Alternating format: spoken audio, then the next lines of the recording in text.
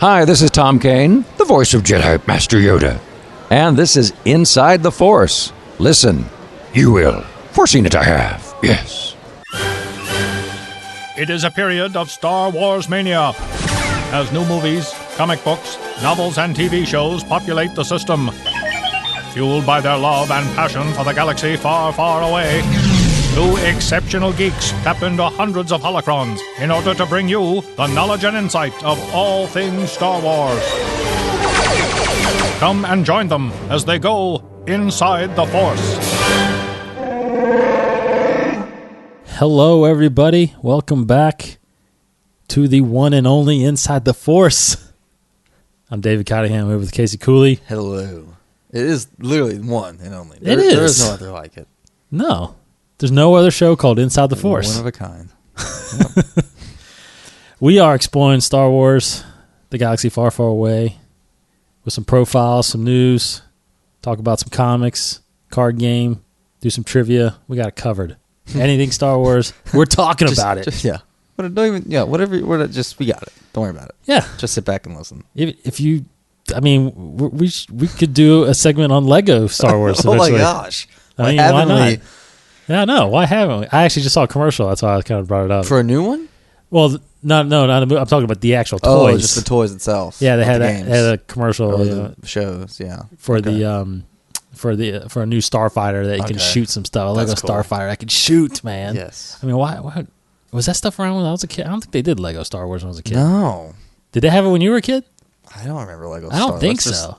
For some reason, I think Lego is actually just Lego. Starting to get bigger. Absolutely. Especially since that movie came out. With these shows, so the games, the games, the shows, the movie now. Yeah. I think Lego, for some reason, is like blowing. I think there's always been an underground collection cult for it, but because I truly want to, one day, I do want to hang a Lego Millennium Falcon from my ceiling. Cool. Like that would hopefully be it awesome. doesn't fall. True. It would be pretty heavy. Glue it yeah. with some super glue. I would get fed up with Legos when I was a kid. They would hurt. Those tiny pieces get stuck together. You cut your thumb trying to pry apart. So I do enjoy putting together Legos, though. Yeah. Sam, I could do it pretty my daughter likes it, so. I was always pretty decent at doing Legos. Yeah. Okay, little there's your Lego. there. There's your Lego. See, you got it covered. I know, I'm telling you. But those things are as expensive as actually toys. Yes. I mean, it's ridiculous. And you have to put it together. Dang it. But it looks cool. Yeah. Like Darth Maul's TIE Fighter. Yeah. Like, that looks awesome, too. If we ever go to Disney World, you take Sammy. Go to downtown Disney, the Lego store. Oh, man. There's life-size Star Wars things all over the place. Yeah, I will have to... Death Star and everything. Bring a lot of money. Yeah. Okay, so we are continuing episode 3 month here on Inside the Force. This is the last of the films that we are profiling from. And on this episode, we are going to talk about, I think, one of the very few EU characters that has made it into the films, into the G canon, as they say. I guess it would be kind of the story group canon now, I guess. I don't know. Whatever. Anyway, and we're talking about Aayla Secura. Yeah. And if you don't recognize her, she is the blue Twi'lek. There's kind of a debate going on, Twi'lek or Twi'lek. Whatever. But I say Twi'lek, you say Twi'lek. We're saying, why can't we all just get along? Yes. I swear, I've always heard it called Twi'lek for some reason in interviews and everything, and then all of a sudden, Clone Wars, someone on there said Twi'lek, and I was like, "What? No, what?" No. It was when they did it was actually very on, during the Ryloth thing, I think in the first season. So anyway, she is a blue Twi'lek in episode. You see her briefly in episode 2, I think in the Jedi Temple. When Obi-Wan's walking to Yoda to talk about missing Kamino, she's in the temple there, and she's in the arena fighting. But she's prominently, not prominently, but she's got a very featured role in episode 3. Yeah. She never speaks. No. But in fact, I think I was going to look that up. I think the actual person playing her is not an actual actress. I think she was like maybe the makeup artist or something like that. I think I remember hearing that. Yeah, she wasn't. That's why she really never got any lines or anything. Yeah, she was just kind of a nod to the EU. Yeah. But in fact, if you see her demise, she actually becomes a general. She's a Jedi Master, as we'll talk about, and becomes a general in the Clone Wars. And she's the one, if you can't remember, that is killed on Felucia. Felucia. Yeah. I have to admit, I had a bit of a crush on her when episode 3 came out. Yeah. She's very, very good looking. And she was out in the promo stills. Like, I remember seeing promo stills of her. Yeah. So she was weird that she didn't really get a lot of dialogue at all. No. She had a ton in the Clone Wars. Yeah, you can play her as a character in the second Battlefront game. Oh, really? She was a playable character. She's actually a very good playable character, too. Yeah. Kicked some butt with those 2 lightsabers. Yeah, she does have two. I think it doesn't. I don't know if it showed her have 2 on the. I don't remember, but I think she has like a blue and a green. But she does have like Ahsoka, basically. Right. Yeah. Yeah. Yeah, that's true. All right, so let's dive into Aayla here, and like we said, she's from the planet Ryloth, which you kind of discover from the Clone Wars. Definitely that it is a homeworld of the Twi'leks, as well as the. What's Watto? The Todarians. Todarians, I think, aren't they? Because that's where Yoda was. That what they were trying to protect?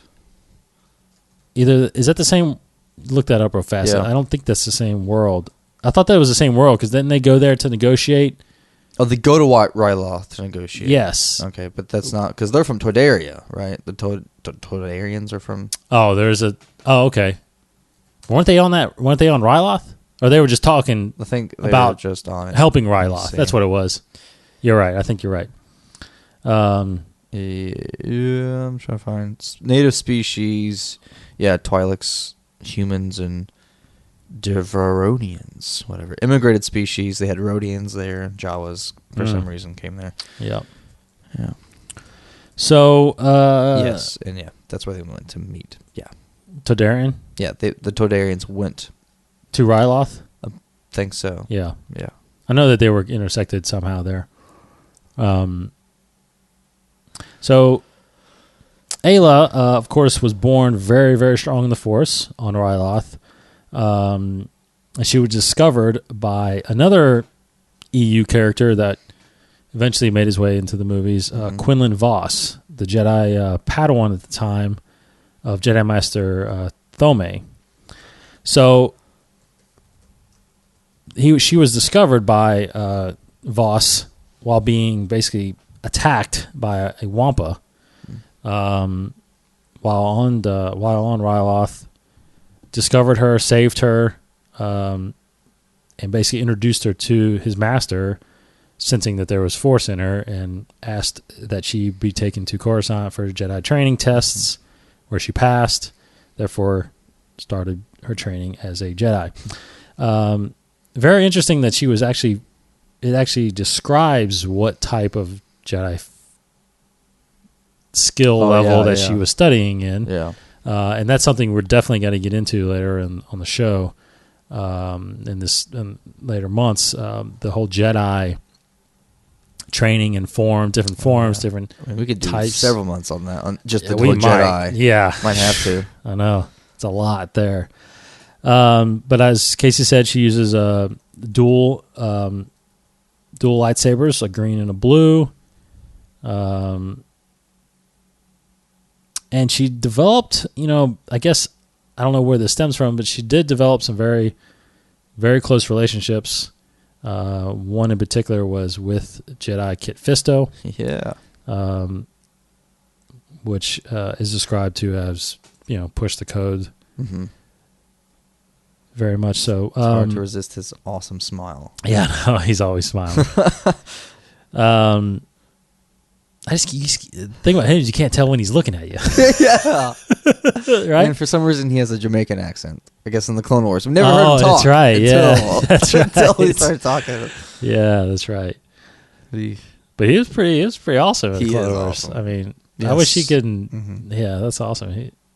He should have lasted longer against Sidious. Oh gosh, yes. I mean, that was poor. That was one of like the come on. Yeah, exactly. It's like, really? I mean, you and Mace? Yeah. I mean, come on. Let's go. Anyway.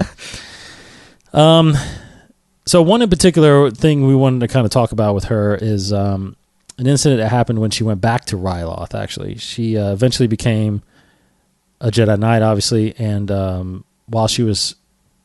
Actually, I think this is when she was still a Padawan. When she was a Padawan still under Quinlan Voss, who was now her master.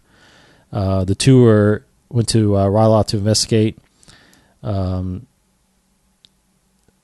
disturbance there, and they were captured and drugged, and they both suffered heavy amnesia at the time. She eventually was taken by her uncle. She was taken by her uncle, who was still living there at the time, and he had to take care of her, and she forgot basically everything. Forgot she was a Jedi. Forgot she had powers.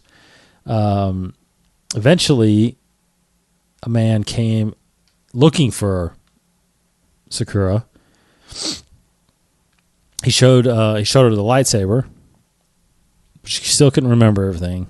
After a while, the man figured out that her uncle was actually behind and keeping her drugged, keeping her amnesia going. State, yeah. Yeah. Secura tried to rescue her uncle because I guess they started fighting about it. Quinlan Voss gets the lightsaber and accidentally kills her uncle. How? I don't know. I gotta read the book. Eventually, which obviously leaves her very upset. Yeah. And this leads to what you're going to talk about, which is her brush with the dark side. Yes, she basically, now that her uncle is dead, obviously she wants revenge on Quinlan Voss. So she, I guess in trying to track him down or whatever, she hides on a ship that's going to this planet called Kifex. And on that planet, when they get to the planet, she comes across this dark Jedi named Volfi Karko. And I guess she needs his help for some reason. I don't know why. But she releases him from his stasis field. And by doing so, and I guess in all the whatever, and getting his help, this dark Jedi seduces her to the dark side of the Force. And so Secura kind of, I guess, in her weakness and trying to find Quinlan Voss and take revenge, she succumbs to the dark side. And she gets... So it's her and this dark Jedi. Now they're going after Quinlan Voss, when all at the time this dark Jedi is also trying to basically suck the life. I don't know. It's written really weird. It's called... I don't know why they call it this. Jedi soup, I think is what the book actually calls it. Oh, wow. And I guess that's basically just the life essence, maybe the Force essence within Secura. Maybe Karko is trying to get this out of her so he can just live on and so he can grow stronger. But anyways, as they're doing this, they find Quinlan Voss, and she's once again fighting. She's fighting against Quinlan Voss, and this couple other Jedis are there. Was one Master Zhao, and Tolme, however you say his name, whatever. So it's a little bit of a battle, and they go to this prison. And while they're at this prison, I guess they're still fighting. And it's at this point where Aayla Secura regains all of her identity. I guess just realizes what the heck is going on. Like, they're fighting, and she's fighting Quinlan Voss, and this dark Jedi is here, and he's seducing her. So she just comes to this fruition, like, realizes everything that's going on. At that moment, the dark Jedi Karko uses Force Lightning on Secura to knock her out and to try to escape. But once Secura wakes up, she finds Karko dead, and don't know how he dies, honestly. But she finds him dead, and she's reassigned to Jedi Master Tholme, who is actually Quinlan Voss's former master. And doesn't necessarily say here what happened to Quinlan Voss, but he doesn't die. He manages to escape, and Aayla Secura just moves on, I suppose. Well, and we know he's alive because... Yes, of course. He is mentioned, as you say, in episode 3. Yeah. And his death comes in an EU book. One of those Republic Commando books. There was like a series of that going around. So I think during the Clone Wars. Yeah. Oh, so I guess during the end of the Clone Wars, I guess. Yeah, probably right. Yeah. But yeah, of course, yeah, he survives. It's just not mentioned here. But yes, he does survive. Well, Secura is then returned to Coruscant, and it is under the guidance of Master Yoda that helps her kind of find her way again. Yeah. Into the Jedi train. She actually gets retrained once she kind of filters out the dark side. Yeah. It's interesting. It's EU, so we usually don't talk too much EU on here now. Yeah. Because it's interesting to note. If that's true or if it becomes canon that she's a dark side, she fell to the dark side and came back. You know, it's. If she's included in the movies, and so is Quinlan Vos, I feel like a lot of this could. A lot of this could, as long as it doesn't conflict with anything else. It probably will, and that's something we'll surely find out from the story group as we go on. So, but she does eventually, obviously, become a Jedi Knight, and eventually becomes a Jedi Master very, very shortly before the Clone Wars breaks out. So, never made it onto the Council, obviously, but but she is a Jedi Master by the time the Clone Wars start, and becomes a general leading some parts of the 501st. Mm-hmm. And then there is like I said, there is so many actually episodes of the Clone Wars where you can actually get to know her character a lot more. Mm-hmm.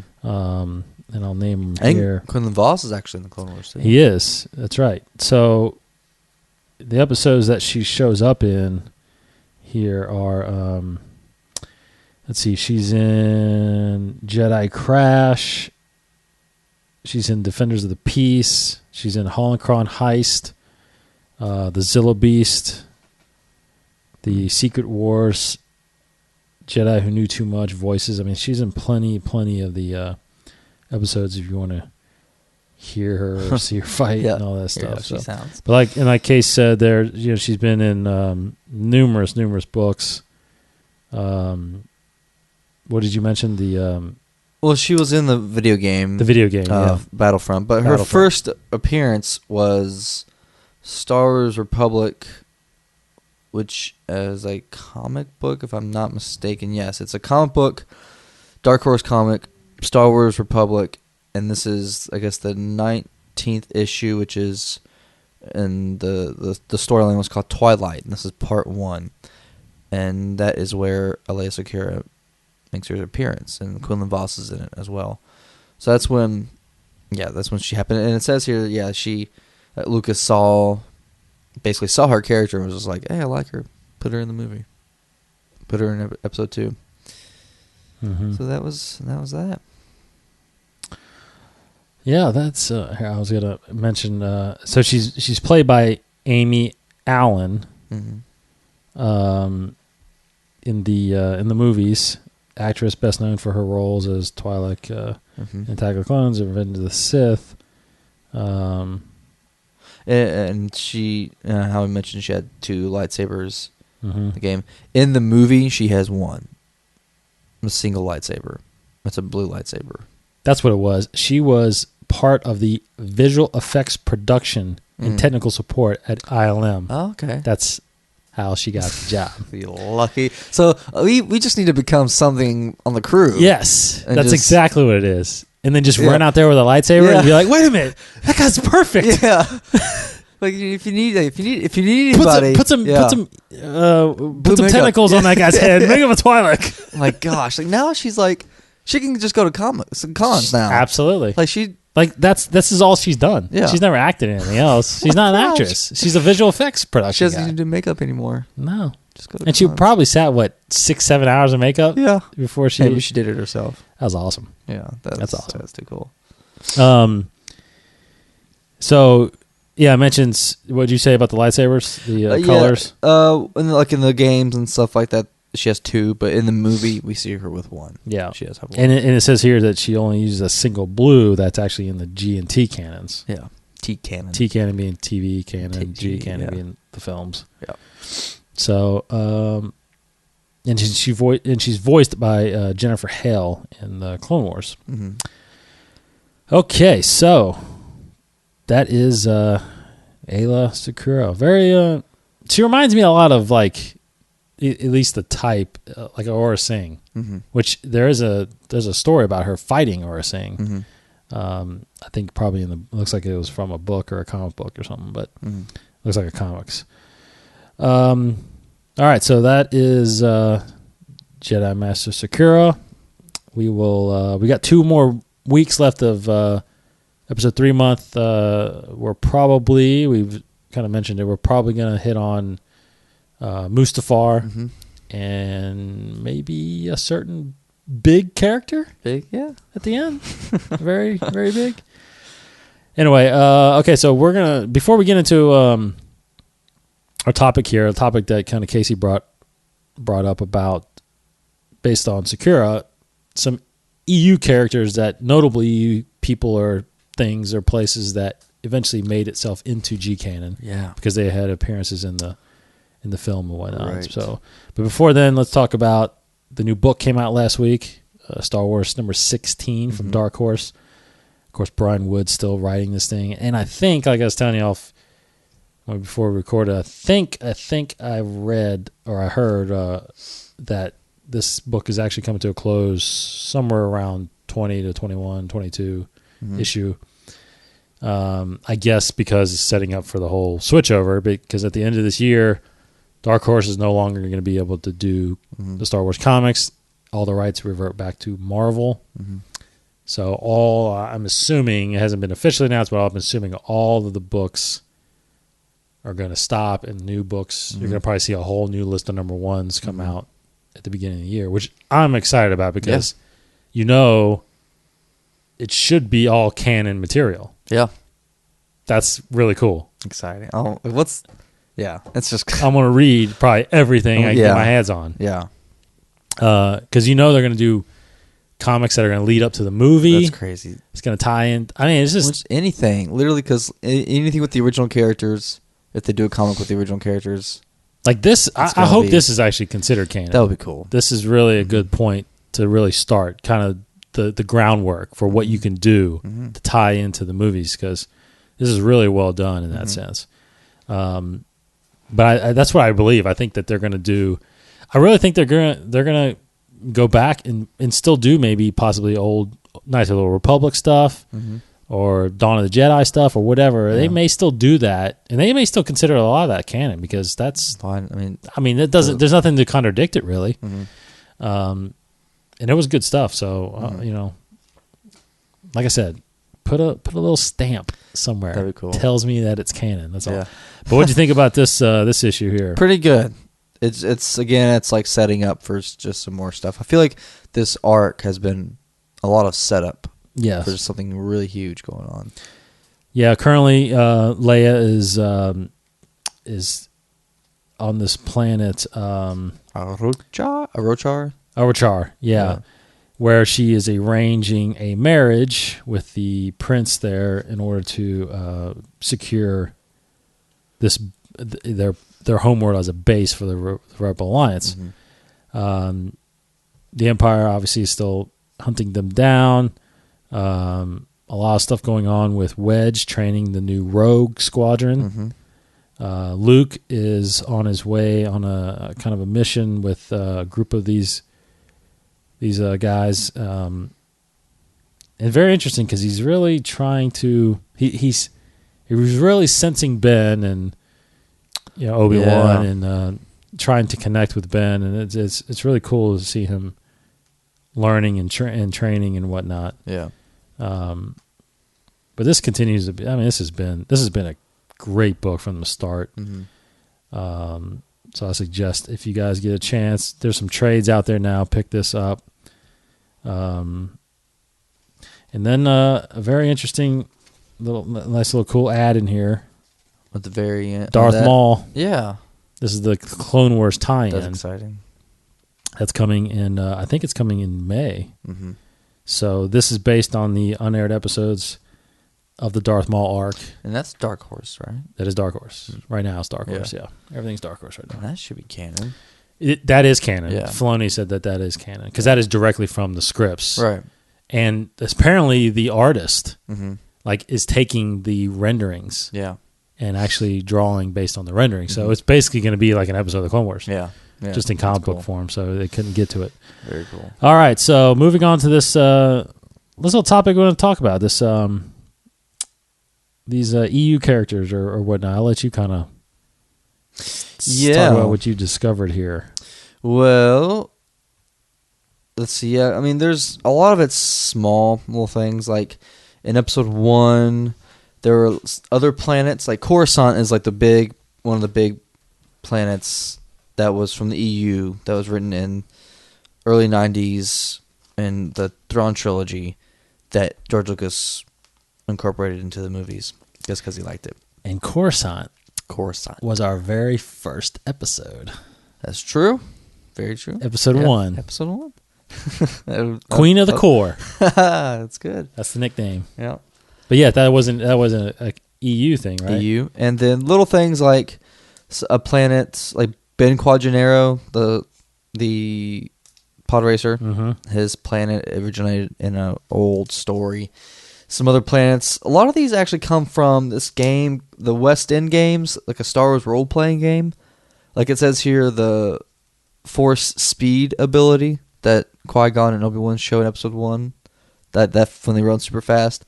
Apparently that's from some role-playing game. But other things like the language, the Aurebesh language, which is basically like basic, the alphabet. Yes. That I think kind of originates from the characters that were shown in the original movies, but it wasn't actually made a real alphabet until the EU.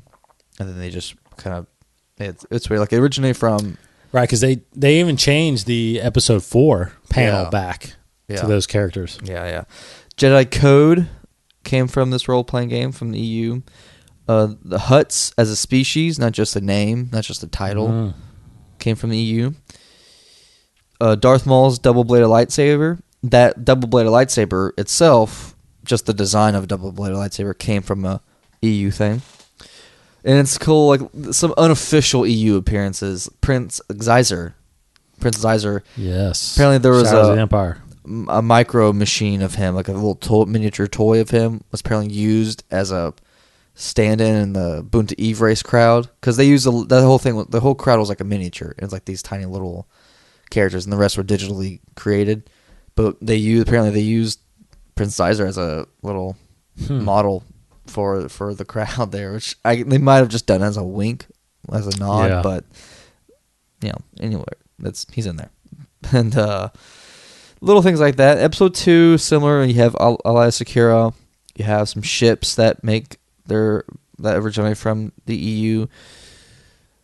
I mean, really not much. Dooku's lightsaber is also a design that originated from a EU thing. And Mune, Sandhill is mentioned as a Mune, and I guess Mune came from an EU thing. Oh yeah, Scepter of the Past. Yeah. Yeah. That's a Timothy Zahn, Spectre of the Past. I mean, there's just other little things like power couplings that came from a thing. Whatever. Episode 3. Let's see. Actually, it's interesting. Anakin's double lightsaber decapitation of Tyrannus apparently could have come from something Luke Skywalker from the book The Unifying Force. There's Quinlan Voss, of course. And this is kind of funny. Apparently, the Chewbacca's, I think it's his wife from the holiday special. It said that she makes an appearance unofficially. Like, you don't see her on screen, but someone might have said that she is on Kashyyyk, in the Battle of Kashyyyk, like on some platform shooting down some of the battle droids or something like that. And then it said that some of her sound clips, some of her growls are used for Torfel at the end when he's saying good, like during Yoda's like saying goodbye to him and Chewbacca. And a couple things that allude from video games again, and actually a lot of things too, like Utapau and some other planets and some other ships show resemblances to the Droids TV show, the Droids cartoon. And that's pretty much. I mean, that's all the big stuff. There's not much else. There's some stuff from Palpatine's office that might protect the great hyperspace. That's really cool. That's really cool. And they're saying that might have been retconned, I think, to that or away from that. But regardless, it shows a big EU event in his office. And then, that's all the big stuff. There's little minor characters that were kind of like nodded to here and there, and I think mainly in the novelizations. And technically, Boba Fett was an EU character. That's true. Yeah, if we're counting, holiday special. Yeah, as a EU. That is not canon. That's not canon at all. Because I think George that's the one thing he will never claim. Because I don't know if did he actually sanction that to happen? He wrote it. I think I read it right here. He writes it. He wrote it? Let's my God. I thought I read that in here. He might have just been embarrassed. I don't know. He probably just... Because he didn't have anything else to do with it, right? He just... No, I wouldn't think so, because that was the worst thing I've ever seen. Anyway, okay, so moving on. News. What we got in the Star Wars news? My computer's about to die, I think, but I'll try to go through this really quick. The little things like at this one con, this actress who's in Guardians of the Galaxy plays a character who is bald. This is something kind of small, but it's interesting. She's bald, and she said she shaved all of her hair and basically gave it to Marvel to use as a wig for Star Wars. So, and she has red hair. And she shaved her head for a wig. And everybody's freaking out saying, oh, it's a Mara Jade wig. That Mara Jade's going to be in episode 7. I think that's a stupid claim. But nonetheless, it's interesting. Just something Star Wars related. That's kind of interesting. Her hair's going to make an appearance in episode 7.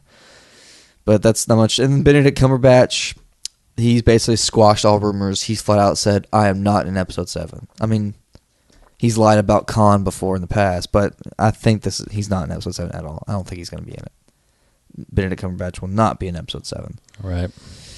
And there's not much this week. There's the only other kind of decent size thing is there's this photo that's been released. Some paparazzi or whatever snagged a photo, and I actually forgot where it originated from. But there's a photo in some desert that people are saying might be Tatooine, because there's a set being, there's some kind of crew there, and people are thinking that it's the Star Wars crew, and they're starting to shoot something from Tatooine, and there's a big prop there that looks kind of like a Star Wars prop. It's like a big round metallic looking thing that looks like a futuristic sci-fi kind of deal, and people are saying, someone makes a claim that it's the escape pod. It looks very much like the escape pod of C-3PO and R2-D2. It doesn't at all, like whatsoever. It's this gigantic piece of material. But, I mean, it's pretty cool. I mean, they are probably, I mean, I wouldn't be surprised if it was Star Wars. I mean, they probably are shooting some preliminary B-roll shots or some previs shots of some scenic stuff to later on incorporate some CGI buildings or whatever. I mean, they're obviously going to not obviously, but they're probably going to do Tatooine again. There's been rumors that they're going to Morocco for Tatooine, and they're rebuilding Mos Eisley. Yeah, I would think they have to. Yeah. Yeah, Tatooine's always... Yeah, so... It's like the center of the galaxy, almost. Pretty much. And that's basically all there's just more rumors. Well, add some minor stuff that I just realized that Star Wars kind of changed their website a little bit. Okay. It's not kind of the gray background as it's been in the past few months. It's kind of more boxed with black in the background. If you're going to WonderCon, okay, there is going to be a Star Wars Rebels panel there. Cool. So if you go, you get a chance to meet some of the people. One of the guests is going to be Vanessa Marshall, who is the voice of Hera. That's going to be on the Star Wars Rebels. Can't wait to see more stuff from that. If you love candy, M&M's, pretty cool thing. They're doing some special Star Wars stuff called The Empire Strikes Back. Yeah. It's got some cool stuff on there. Pretty neat. There's a new Star Wars. If you don't know yet, you need to do it. Subscribe to them on YouTube. Mm-hmm. Ever since this whole Disney purchase, they've really made a point. If you notice, because if you follow Star Wars like we do, mm-hmm. ever since the Disney purchase, I mean, you want to talk about social media barrage. I mean, they are killing it. Yeah. They even, to the point where they basically got it all. They got their Google Plus going. They got Tumblr going. They got Instagram. Yeah. They have everything. Fine. So basically, if you go to StarWars.com at the top, they have them all listed now. Facebook, Twitter, Google, YouTube, Twitter, Tumblr, Instagram. So, and here's the thing, is that it's pretty neat because it's never the same thing. Sometimes it is, but like Instagram will have photos that Google doesn't have. And it's really neat. I haven't checked out their Google yet. Huh? I haven't checked out the Google Plus, their Google page is great. In fact, there's an article about the whole integration with YouTube and Google Plus. Mm-hmm. I think Google is going to start. Google Plus is actually going to, because for a while it's been kind of the third wheel, you know. But anyway, there's a YouTube trailer out there. Star Wars kind of promoting themselves on there. They got they're just releasing a ton of video on there, old video, not just new video, but old historic video that you need to check out. You know, behind the scenes stuff that's really cool. So check that out. Go to youtube.com/everything/Star Wars, of course. But I love their Instagram stuff because they take pictures of the old vintage. They put the old vintage commercials on there sometimes. Yeah, the old trailers. Yeah. And then the last bit I'll say, this day in Star Wars history, April 15th, mm-hmm. our buddy Tom Kane was born. That's right. Happy birthday to Tom Kane. In fact, you heard him at the beginning of the show. Did you know I put that on the beginning of the show? Yeah. Him, doing the voice, doing the cool introduction for us. He introduces us every show now. We're kind of a big deal. Yeah, we are a big deal. We're buds. We're buds. Call him TK. Yeah, Tom Kane. I know you probably don't listen, but happy birthday, Tom Kane. Happy birthday, man. Appreciate it. I'll send you an email. All right, so that'll do it for this week. Let's get into some trivia here. Where Casey's been pretty frustrated. Yeah, it's just I've never been a good guesser. You just haven't been a good guesser because it's not like this is really educated stuff here. Again, in school, I've never been a good guesser. I mean, that I'm definitely not. It tests, I'm never a good guesser. But I've actually been pretty lucky on this stuff here. So, you see, we did 1,000 last time. You pick it. I'm just randomly gonna go like right here. How about that? Let's see. 10. What's today? 4/15. 2014. Yeah. Can't do that because that's not in that. Well, let's double that. 8:30. Yeah. All right, we go. 8:30. All right, here we go. Nope. Sorry, that's Attack of the Clones. Just flip it and point. All right. Revenge of the Sith here. How about 900? 900. Very good.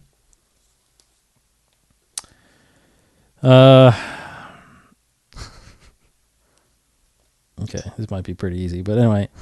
What did General Grievous call Anakin Skywalker aboard the Invisible Hand? Mm-hmm. A, Jedi Slime. B, Jedi Fool. C, Jedi Scum. Or D, Foul Jedi. What do you call Anakin? What do you call Anakin on the Invisible Hand? Mm-hmm. Go through them one more time. I'm pretty sure I have my guess, but I just want to make sure. Jedi Slime, Jedi Fool, Jedi Scum, or Foul Jedi. What did Grievous call Anakin? Well, I mean, I can't remember specifically, but I have my guess. Sure. I think I know. I think I remember. I'm getting confused kind of with another scene, honestly, but the very beginning of the movie. Beginning of the movie when they rescue Palpatine and get caught, he addresses him, and I I know it's one of the two. Yeah, I think I got it. I know it's one of the two. Yeah, okay. I'm going with Jedi Scum. I'm pretty sure. Jedi Scum. Okay, I'm going with Jedi Fool. Fool? I'm going with B. Okay, because I think I know when he says it. Okay. You going Scum? Yeah, Scum. I'm going Scum. All right, I want to press C for Scum because I think it's B. Nice. Because is it when? See, I thought he said. You think it's when before he threw the staff at the window? Is that when you're thinking? Because that's what I thought at first. Before he broke the window and flew out. He said it when he says he insults Grievous, and he's like I think it says like when he says you're shorter than I remember. No, he says like you're shorter than I heard or something like that, right? Because he says Anakin Skywalker, I imagine someone of your stature to be taller. Yeah. And he says Joan Grievous, reputation. Like Joan Grievous, I imagine you to whatever. You're shorter than I imagine. Or something. Yeah. And then he says like he calls is like Jedi Scum. Oh, I'm pretty sure that's what it is. I thought he said Jedi Fool or something. I thought he said Fool, but I was also getting confused when he fought Obi-Wan. And he's like, I'll deal with this Jedi. That's later. Whatever myself. I know. Well, actually, he calls him Fool. He calls Obi-Wan Fool? Yeah, I think he does. Because he says, you're fool. I've been trained. Yeah. Dooku trained me in your Jedi. Okay, so that's what I'm thinking of maybe. Yeah. Well. Thought he said Jedi Fool. But he's stupid. Okay. Idiot. Good job. Yeah. That's 35 and 20. 30 and 25. You reached the 30 mark. Yeah. Pretty good. All right. Check us out next week. We will hopefully be getting into some more news. We're going to be talking about Mustafar. And then I think we're getting a new Force Pack in the Star Wars The Card Game this week, so we will maybe discuss that as well as Inside the Force, which is coming at you this weekend as well. So check that out. We are on Twitter at Inside the Force. You can check us out at InsideTheForce.com, where you can subscribe to us on iTunes. We're also on Stitcher Radio and TuneIn Radio. Check us out there, whatever app you need for your device. I am D Cottingham21 on Twitter. You can tweet us there. Casey's at Kryptonian1138. Check him out on Twitter.